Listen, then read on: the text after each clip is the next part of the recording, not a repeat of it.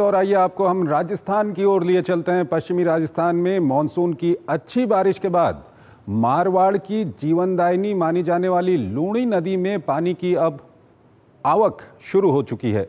विशेषज्ञों का मानना है कि अगर लूणी नदी को रेगिस्तान की बारहमासी नदी बनाया जा सके तो पूरे पश्चिमी राजस्थान में पानी की समस्या को खत्म किया जा सकता है।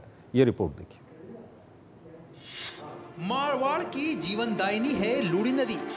लूणी नदी को रेगिस्तान की बारहमासी नदी बनाने का प्रयास। बाढ़ के पानी को लूणी की ओर मोड़ने से समूचे रेगिस्तान का होगा कल्याण। बारहमासी लूणी नदी से खुलेंगे आर्थिक उन्नति के द्वार। पश्चिमी राजस्थान में बढ़ेगा सिंचित क्षेत्र, 25 लाख टन बढ़ेगा उत्पादन। लूणी नदी को रेगिस्तान की बारहमासी नदी बनाने के लिए कई योजनाएं बनी, लेकिन सिरे नहीं चढ़ पाई।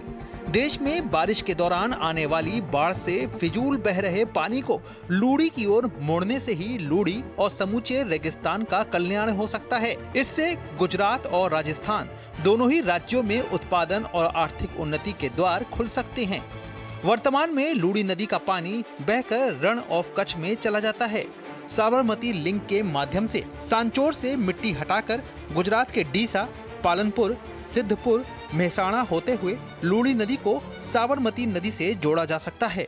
अगर यहाँ इसको बारहमासी से जोड़ दिया जाए, और जो भारत सरकार का बहुत समय पहले अटल बिहारी जी ने किसी वक्त में ये बात कही थी कि नदी से नदी जोड़ो, तो उस नदी से नदी जोड़ो की योजना के तहत अगर लूणी नदी के अंदर पानी लाया जाए जो कि बिना मतलब का अरब सागर में जाकर के गिरता है, किसी महासागर में जाकर के गिरता है, वो पानी खारा हो जाता है, किसी काम का नहीं रहता। और तो दो इसके फ़ायदे हैं। एक तो जहाँ जिन प्रदेशों के अंदर बाढ़ आती है वो बाढ़ आना बंद हो जाएगी, और हमारे यहाँ मरुस्थल के अंदर अगर उस पानी को लाया जाता है तो किसानों के लिए वो एक प्रकार से संजीवनी बूटी का काम करेगा।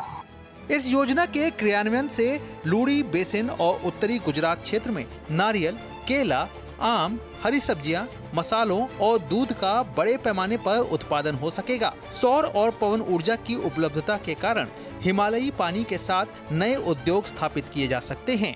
सरकार हमारे को, जैसे नदियाँ सभी सूखी पड़ी है, उनको बारहमासी कर दे और उनमें जल आना लगे और हमारी सिंचाई के लिए कोई व्यवस्था कर दे, जैसे बहुत हमें भी अच्छा फायदा लगेगा। सरकार यदि लाती है तो किसान यहाँ खुशहाल होंगे।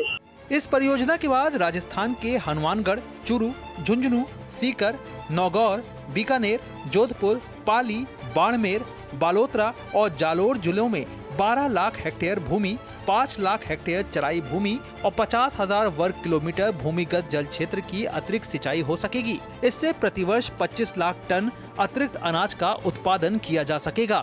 प्रधानमंत्री श्री अटल बिहारी वाजपेयी ने कहा था जिस प्रकार गांव से गांव जोड़े, उसी प्रकार नदियों से नदी जोड़ेंगे।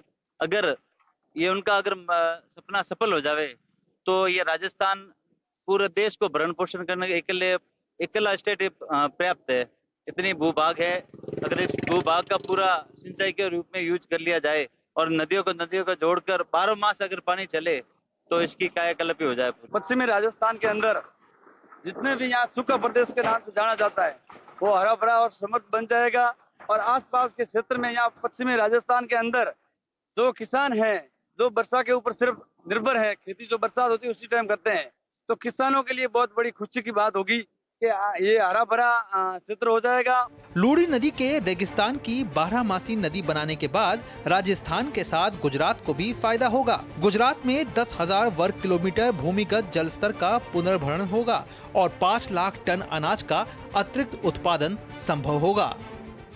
बाढ़ से फिजूल बह रहे पानी को लूणी की ओर मोड़ने से लूणी ही नहीं समूचे रेगिस्तान का कल्याण हो सकता है। राजस्थान में पश्चिमी जिलों में लाखों हेक्टेयर भूमि पर अतिरिक्त सिंचाई भी हो पाएगी।